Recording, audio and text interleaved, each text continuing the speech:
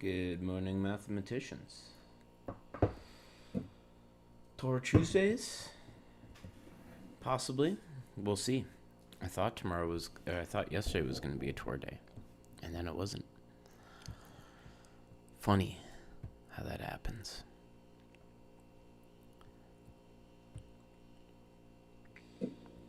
Tour Tuesdays? Let's just get ourselves set up here.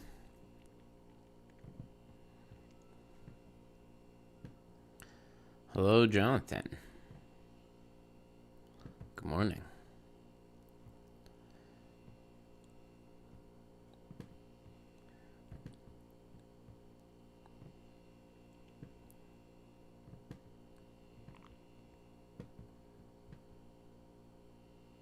So, let's review what happened last time in this train of thought.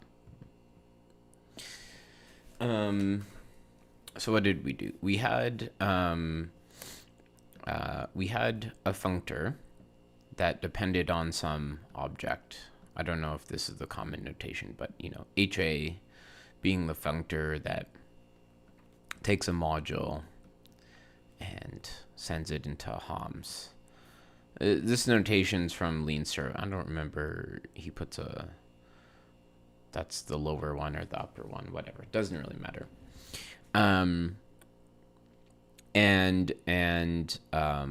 It turned out that this wasn't going to be exact in general. So, good morning, Yaman. And so we wanted to know, well, what modules could we sort of stick here and there in order to get at least a long exact sequence if applying this functor to exact sequences didn't preserve short exact sequences. Maybe at least we can get a long exact sequence out of it. Okay. And how did we... Blue is kind of hard to read. Okay. But I like it. Is this blue better or worse?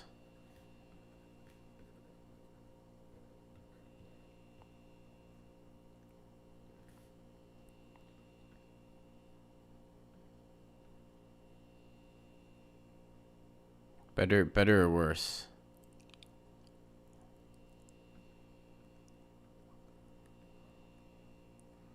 Try and put more colors here. Better. Okay.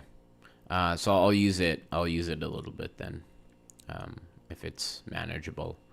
So what did we do? Well, we found for certain objects, this functor wouldn't be exact, right? So what was the process that we did? Well, we basically approximated A by objects that were exact by objects such that this functor is exact, and then we was it to A in this case? I mean, I guess I was thinking about applying it to M.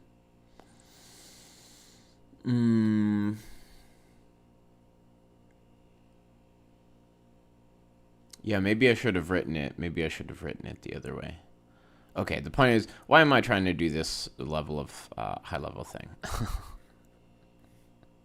The point was, last time, you think you discovered your new favorite meme proof, snake lemma, spectral sequences? Yeah, actually, I've been meaning to... I got very close to understanding spectral sequences, and then I decided to focus more on my work. But I didn't quite get my head around the proof of the snake lemma via spectral sequences, which is just, I don't think it would be hard to do now at this point. I literally just need to sit down and write things out a little more clearly. But yes, that is a great meme proof. I mean, I think what I know what I need to do, the next thing that I need to do in order to really understand spectral sequences is use them to derive not just the snake lemma, but also like the 5 lemma and like a couple other these like basic statements in homological algebra can all be derived in terms of spectral sequences. I know for myself, just carefully writing out the gritty details of that will help make them concrete in my mind.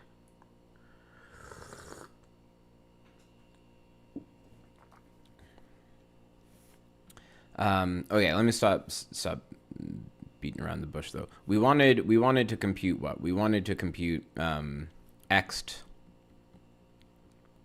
mn, which was measuring. Well, in some sense, you could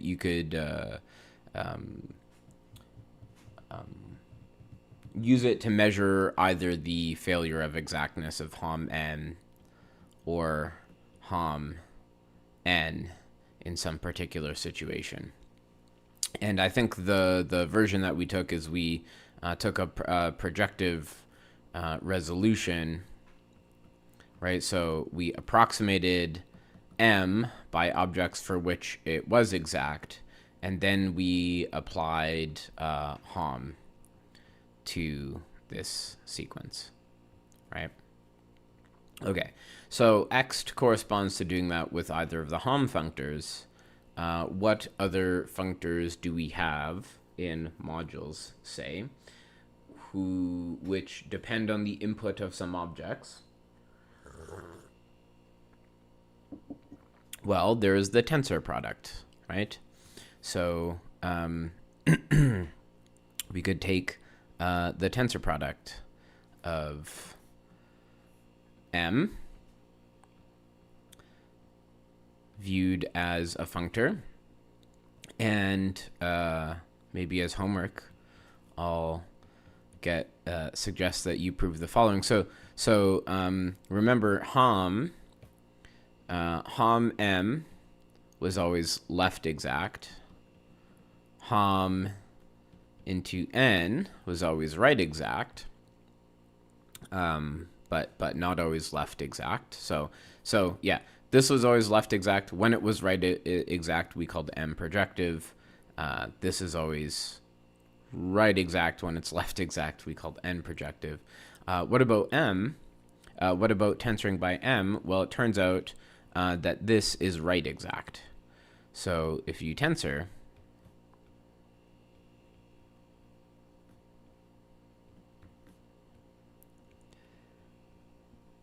you get an exact sequence as such, but notice critically, I did not write a 0 and an arrow on the leftmost part of the sequence. And just as before, we then might ask the question, well, is there some way to produce a sequence of objects?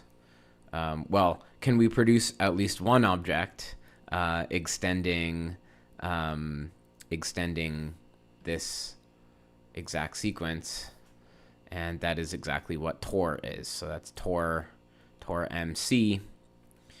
And again, you can't expect that to be exact, but you can if you put tor MB here, and so on and so forth. So we get tor M1, and we keep going. Yeah.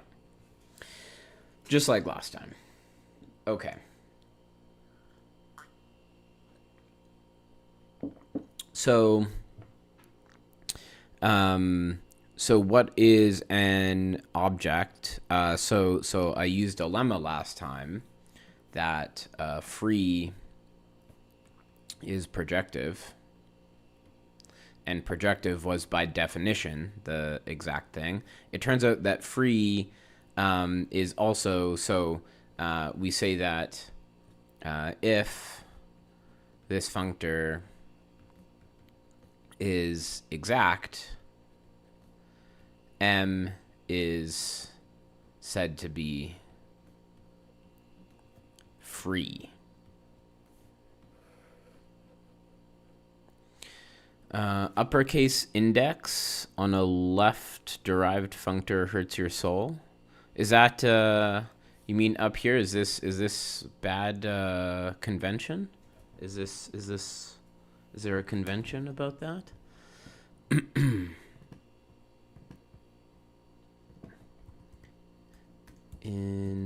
Indices of left-derived functors.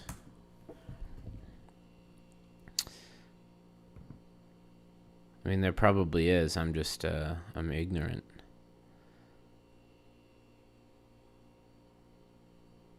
Yeah, I see. And is right supposed to be upper? Yeah, but look, Tor upper star. I've always written it as Tor upper star. I mean, okay, let's not trust the AI too much, but anywho.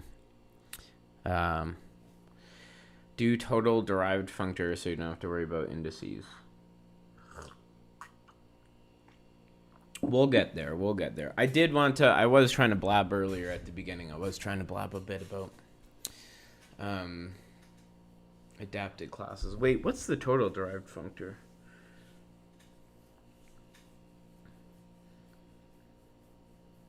You take any functor and bump it up.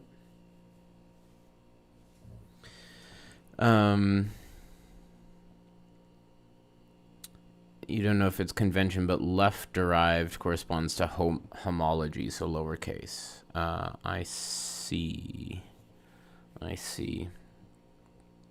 Well, I'm gonna make everyone upset today. I probably should stick to conventions, but oh well. Yeah, okay. So that's all that Tor is. And guess what? We can use free resolutions again to compute Tor. So we already saw an example of a free resolution last time. So why don't we use that example for our computations? Right? We had Z. We had multiplication by M or N, I guess. And we had the mod nmap, and this was our free resolution. And so now we can check this against I guess again an arbitrary abelian group, right? So we can take tensor products, and well, really I want to start here. So I don't know, I'll call this F0, and this will be F1. Well, let me write out the whole thing. Total derived functor is the chain complex you get by applying the functor and then taking cohomology.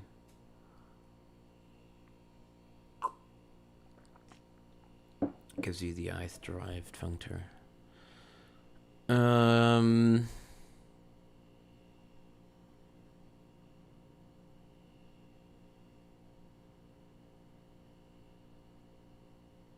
Right.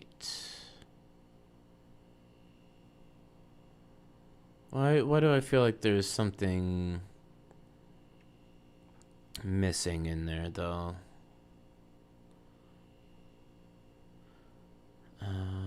Yeah, thank God it's Tor Tuesday. Exactly, Arad. Exactly. Yeah. So let's tensor up. Tensor up, baby. Did anyone watch Eric Andre back in the day? Bird Up. Just making references for myself probably, but I think about Bird Up, Tore Up. How's my money been? Oh, my morning.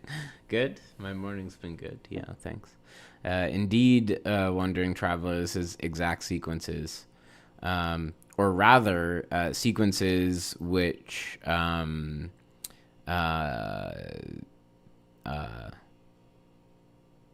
failed to be exact. I'm so old? Yeah, that's true. but you're a literal child, nerdy Quagsire. So of course you're gonna think I'm old. Okay. And so now we want to compute cohomology. So we see already that the higher tors vanish.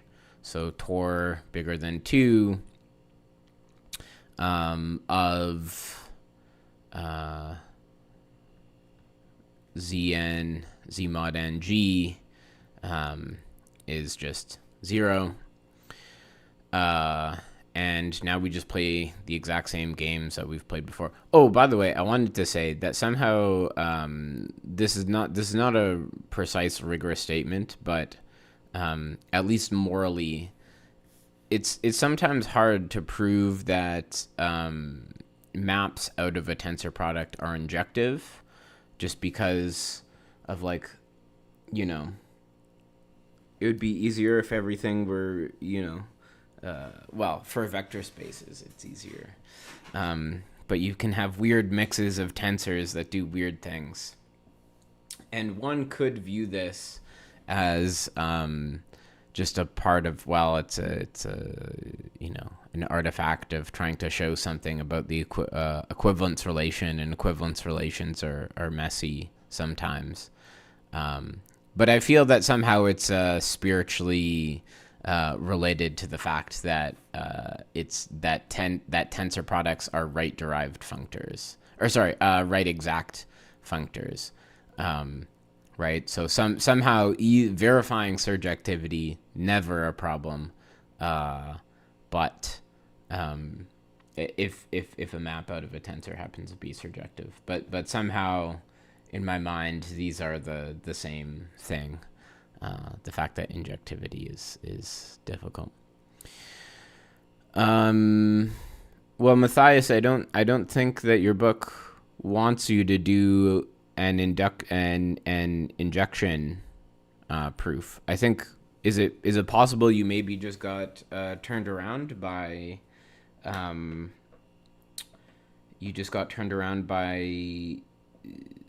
confusing it with proving the well-definedness of the function, of showing that for each n there's a unique b that belongs to there, because I my counterexample shows is definitely not going to be injective, so I don't think there's anything you need there.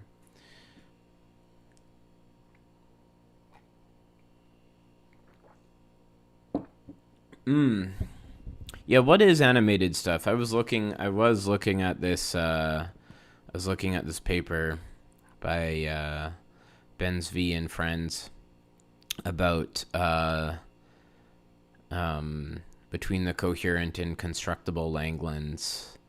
And what does he say in the introduction? He says something about animated. Actually, why don't I just control F?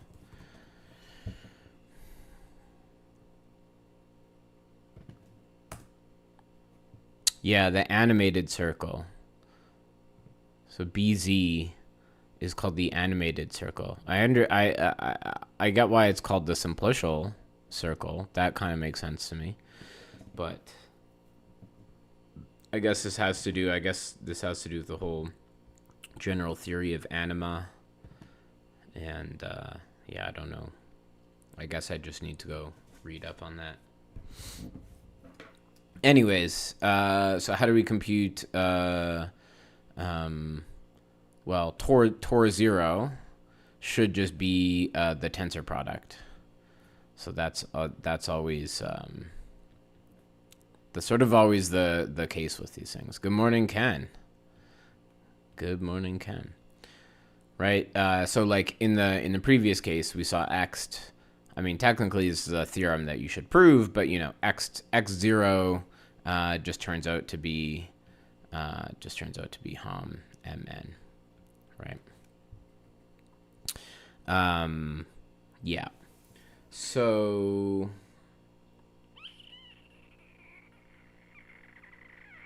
yeah, we always get just the tensor product. Now, if Um, hmm. We could also talk about what tensor products look like in more detail of abelian groups. Um, there's some formal definitions of animation, but the vibe is just non-commutative derived stuff. Okay. Like, strictly speaking, you can only animate categories of algebraic objects. All right. I don't know what it means to animate in a category of algebraic objects, but I'll take your word for it for now.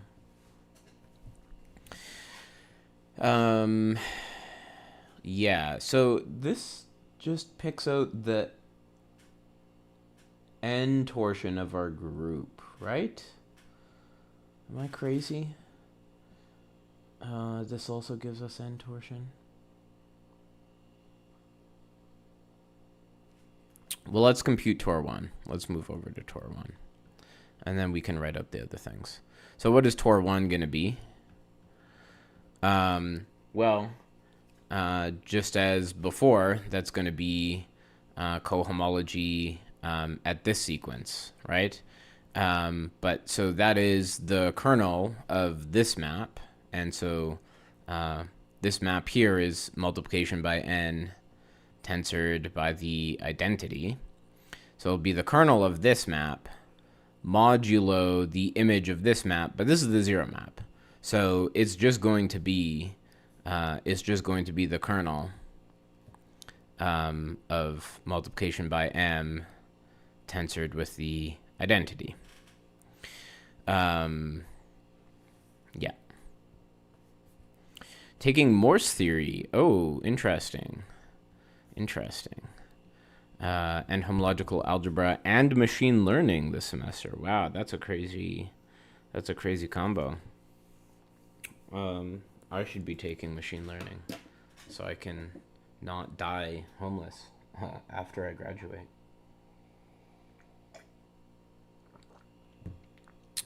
Morse theory is cool. There's something that in my research, there's this thing called the vanishing cycles functor, which I don't totally understand, but we use it to compute stuff. Actually, this is hello Hemant. Well, thanks for joining from India.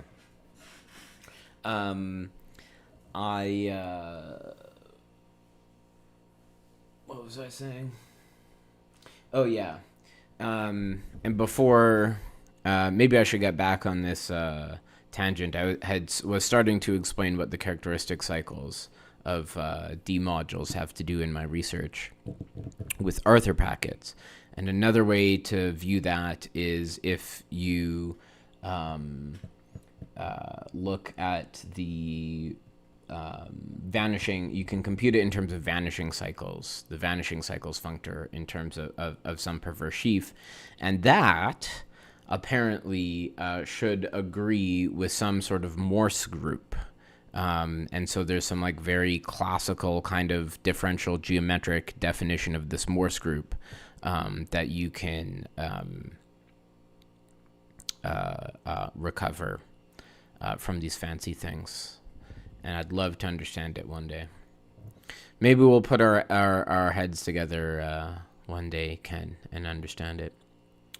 If you think of tensor as pullback in algebraic geometry, which you should, it's exactly the restriction to spec Zn. So it keeps all the p torsion keeps all the p to the k torsion for all p to the k dividing n. Right.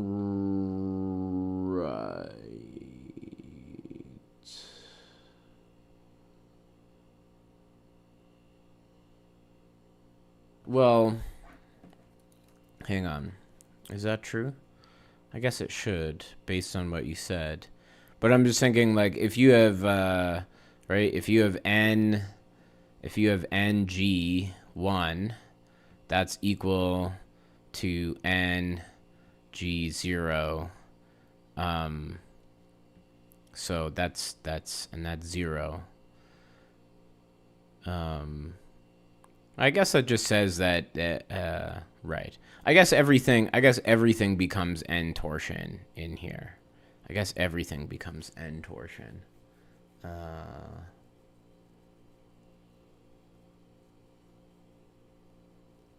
Right. So I guess right. I guess you're like killing off. I guess the result is that you end up killing off like things that were n torsion still manifest. Uh but then other because everything becomes n torsion, you're like, I don't know, corrupting the other things that weren't. I don't know. That makes sense. Nerdy Quagsire, you can get me a job if I ask nicely. I would never debase myself like that. For context, Chad, I know Nerdy Quagsire in real life. I wouldn't actually just say mean things to randos. Or maybe I would. Who knows? Maybe I'm just an evil man. Just an evil man all along. And you spent all your time here with me.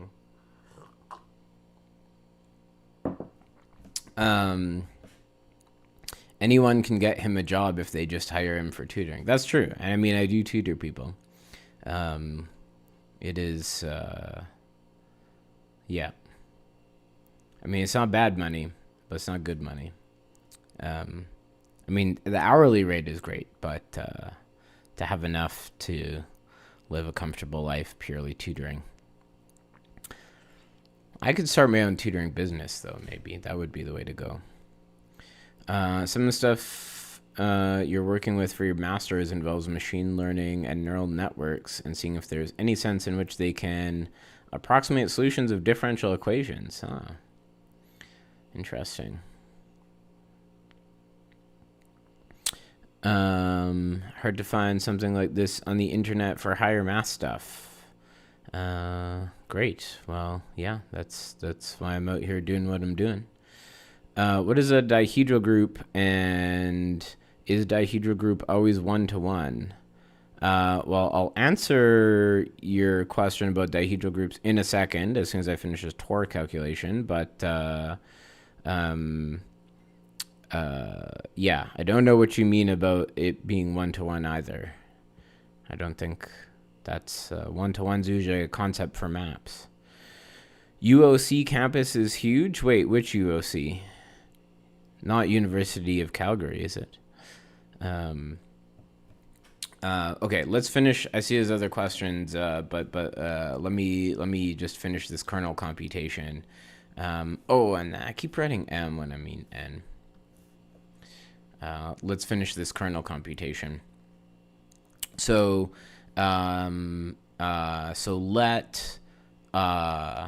well, we can always compute this actually. So,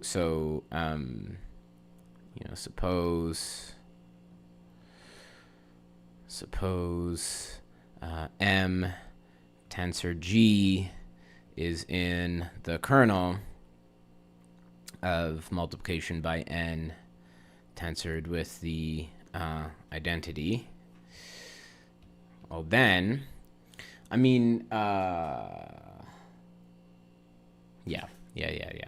One thing at a time.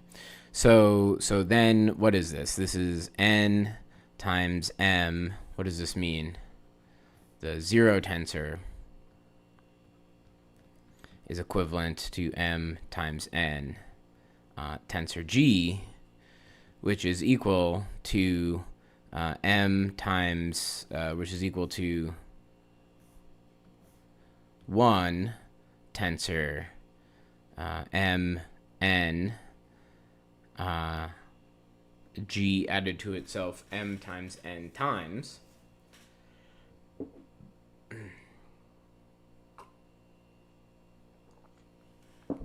and I'm trying to think, how do we conclude in this case? I mean, I guess we use the fact that since this is Z modules, this is really isomorphic to G. So we don't have to worry so much about weird tensor madness, right? The the map that sends M tensor G to M dot G is in fact an isomorphism. So we can treat this, we can really just treat this as a statement about elements of G. So this is M times M times N dot G. And so in other words, what does this mean about G? This means that G is N times M torsion. So in other words, we get that the kernel of this morphism, which is tor 1 of Z mod N, should just be the, is this right? I didn't think this was the right answer, but it should be all the elements, it appears from this, it should be all the elements that are killed by power of, are killed by multiple of N.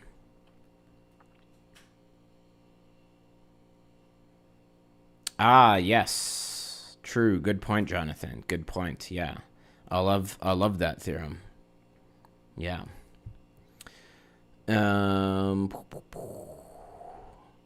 Where are we here?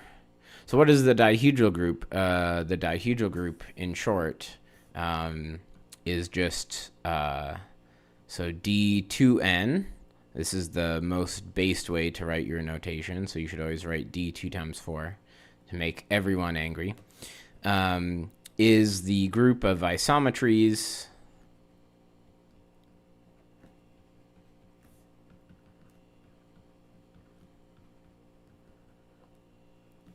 of a polygon with n sides. Right, so D 2 times 3 is the group of isometries of the triangle. So it's all, you have 3 rotations, and then you have reflections about each of the corners.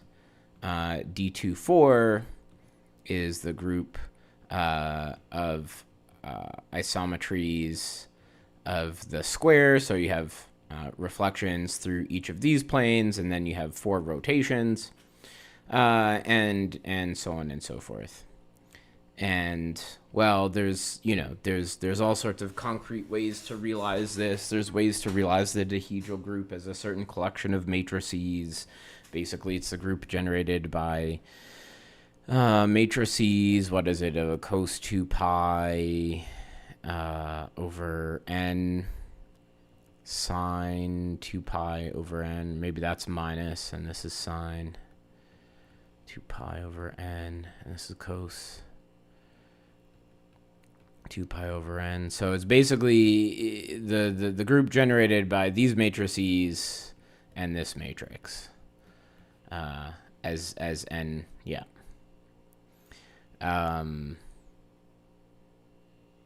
And okay, there's other ways in terms of generators and relations. Have I ever had a look at topology pi base? It's a catalog of exotic spaces and counterexamples to point set topology theorems. Interesting. Topology pi base.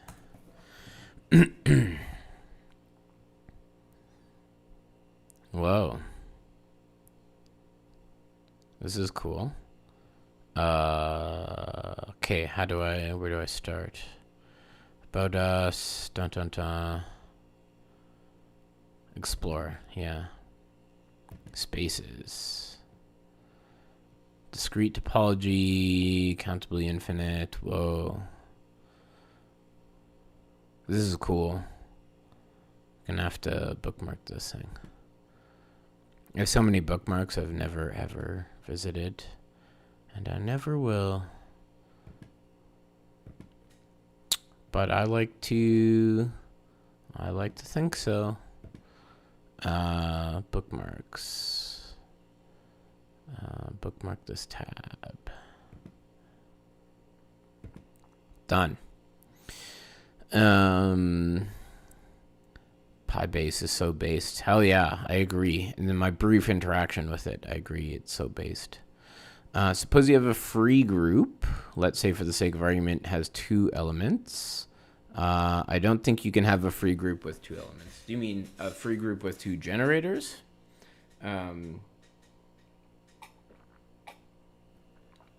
Does every equivalence relation that can be imposed ensure the group is isomorphic to a known group? Yeah, as Boris says, I mean, depends on how many groups you know. Yeah, what do you mean by a known group? I mean, define an equivalence relation, take the quotient, now you know that group. So, I guess yes. With a group of finite order, like, yeah, again, I mean, I don't know. We have cataloged many groups of finite order, so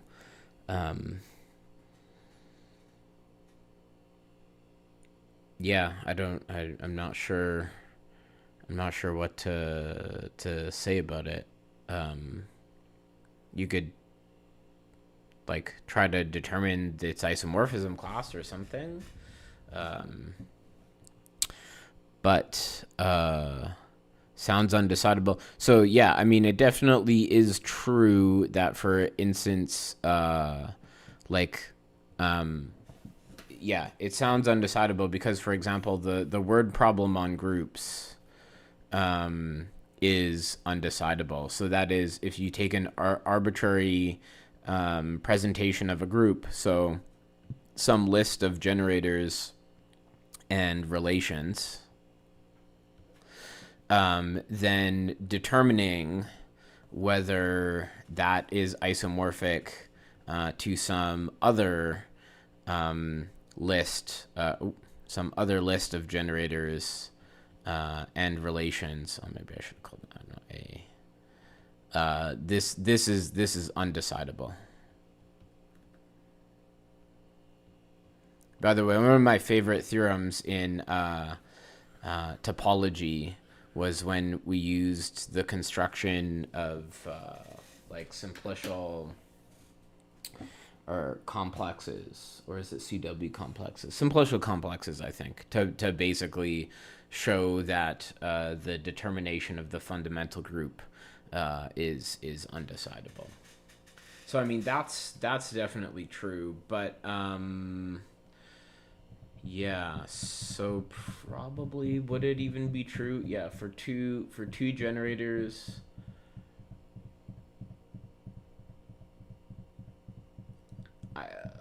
I could maybe believe that for 2 generators, it could be decidable, maybe by some magic. But yeah, already I don't know. Already seems risky. Seems like you could be in undecidable territory. Whoa, I'm missing a few things here. Given Dn is a set of all one-to-one functions that map onto Zn with some property. I'm not sure what you're referring to here, Seek. Dn is a set of all one-to-one functions. I mean, you could view Dn. I mean, you could view Dn as a subset. You could view it as a subset of the bijections from the set of 1 to n to the set 1 to n, right?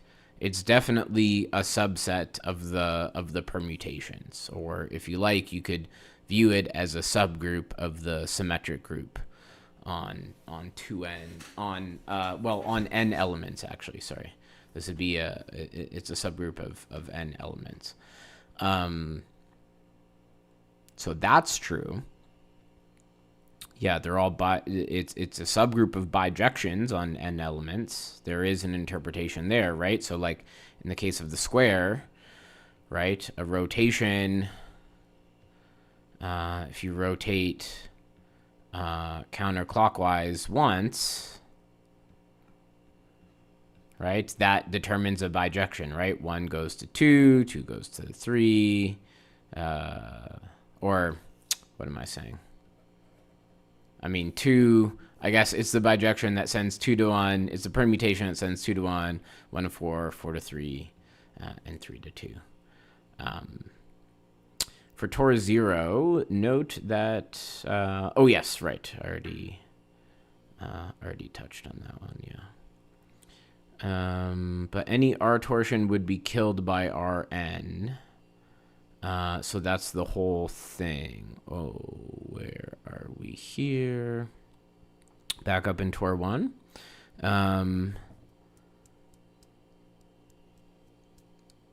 Any R torsion would be killed by Rn.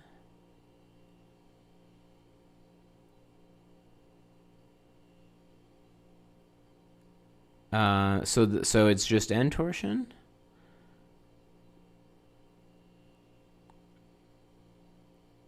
Because if you had M N torsion, I should have looked at that comment earlier.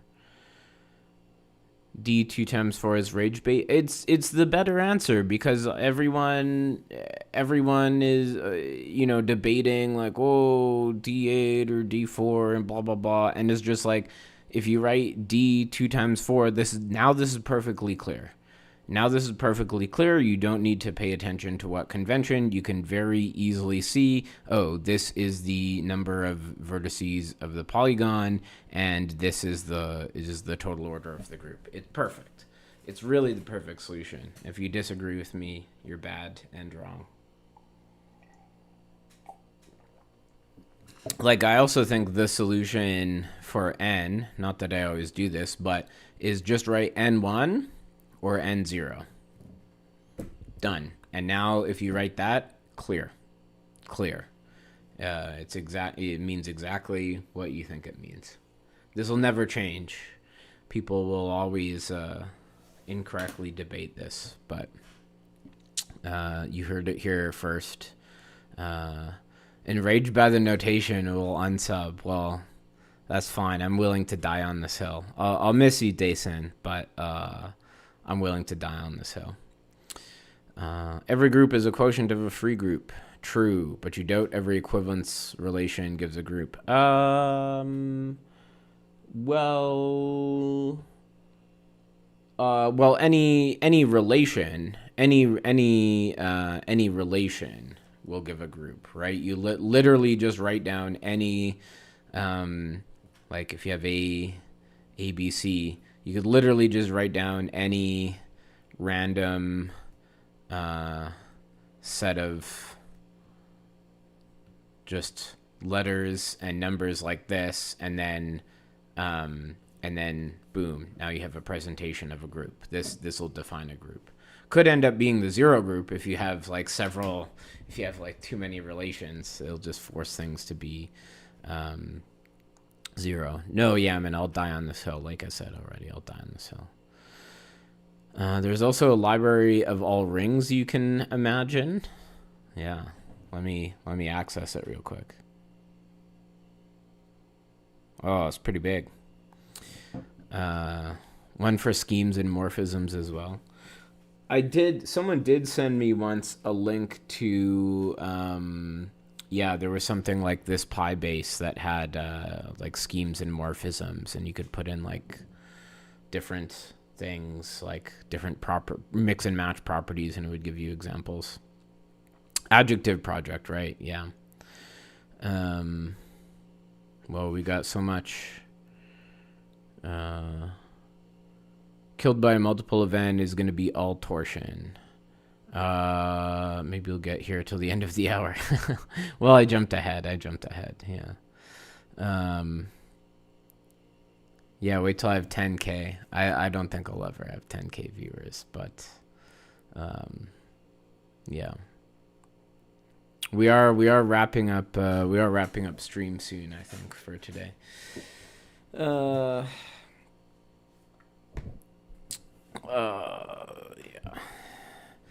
yeah. Schemes that have geometric cartoon rep? Oh, like nice pictures? Wait, really? There's a Clouder project? Guess what a group of cats is called? A grouptagory? Hey, Russ. Hey, Ruslan, how's it going? You thought Clouder was more like a wiki format. I thought the word problem was about determining if a word is trivial. That's true, Yamin. That's true. The word problem is, I mean, they're basically equivalent things, right? So if you want to, like, I mean, the word problem is about determining about if a word is trivial, but like if you think about what would it mean to provide basically an isomorphism between these, you need to make a matching of the alphabets and then basically like prove that some set of or even if we take let's just imagine it on the same set of generators. Let's just imagine it on the same set of generators, right? So we take the same set of generators, and now you want to determine are these relations equivalent? That is, does the collection of these relations do these collectively imply all of these relations and vice versa? So you're basically just trying to determine if like some collection of words can be turned into another collection of words, which is roughly equivalent to determining if a word is trivial. Oh yeah, Jonathan already said this. Yeah, but I mean it's true. It is essentially the same thing. Every FP group can be realized as pi1 of a compact 4 manifold. Every finitely presented. Oh, that's interesting. Yeah, I guess maybe. Really? Every finitely presented? Yeah, I guess maybe the spaces we were constructing are. Yeah. Really, as a 4? But I guess that still doesn't. I guess that still doesn't mean. I guess that still doesn't imply that determining the fundamental group is.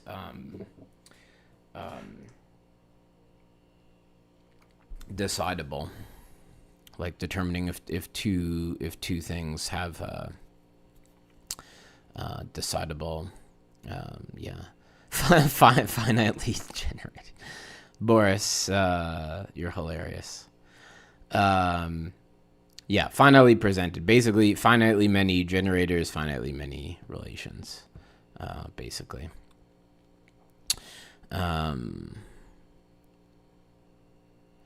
Yeah.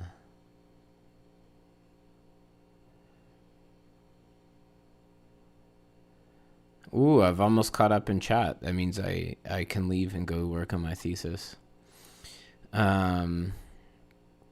Quick question and a little dumb question. For which integers n, such that n is between 3 and 11, there is only one group of order n up to isomorphism? So it's true for groups of prime order, most definitely. So, because those are just the cyclic groups. So, true. Wait, oh no. People are going to start calling that the Kristaps prime. So it's true for all of those. And then you need to come up with counterexamples. So I claim that there's counterexamples for each of the even ones. And I claim that you can do this for abelian groups. So maybe I will challenge you to do it yourself, but I'll tell you the result that you'll want to use is the fundamental theorem of abelian groups, or the finite abelian groups, finitely generated even, but finite abelian groups. And I claim that that will allow you to cook up, in fact, abelian counterexamples for all of these other numbers. As the predominant method for generating non-abelian groups by using semi-direct products? No, critically no. Famously no. So as I mentioned before, like an extension of a group A by a group B is an object E, and X. So if these are abelian groups anyways, life becomes more complicated for other groups, but X1 of AB classifies extensions, not quite isomorphism classes. It'll surject onto isomorphism classes, but you can have there's a little more subtlety there, but I guess it gives you a bound on the isomorphism classes. But it turns out that semi-direct products correspond to 0 of X. So you have, wait a second. Then it can't surject onto, wait a second, have I lied to you? Because then it can't surject onto the isomorphism classes. I thought the trivial class in X corresponded to all split extensions. But certainly not all split extensions are...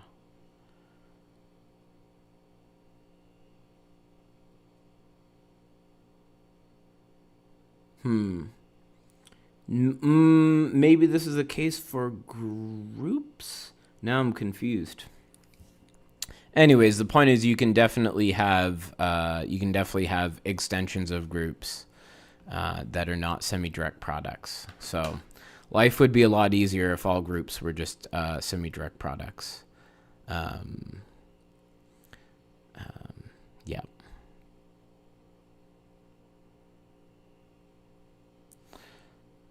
Write down n union 0 or n. No, that's terrible, Yaman. That is terrible.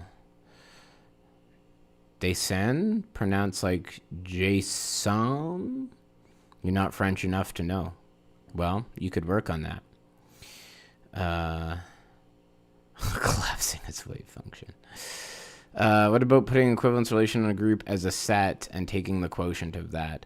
Well, that won't work in general, right? You need, if you want to get a group out of it, you need to make sure that the equivalence relation respects the group operation, which is equivalent to it being a normal subgroup.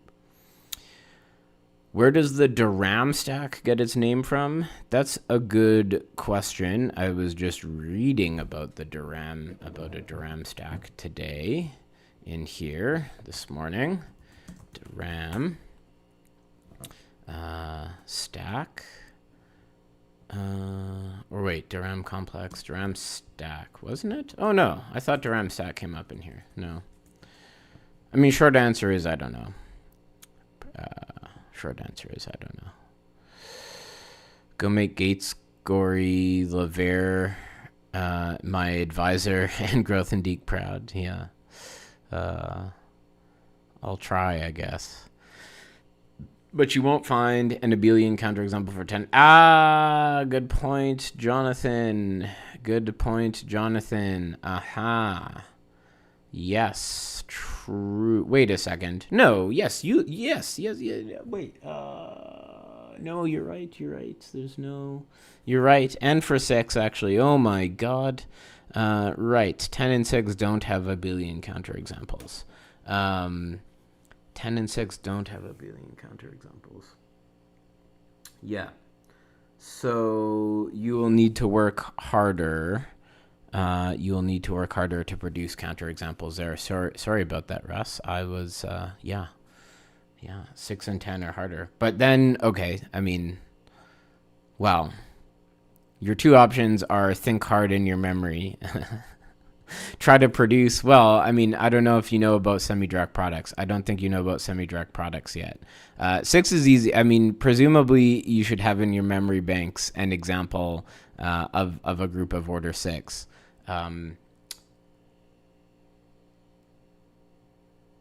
If you don't, of course, you could just look up lists of groups.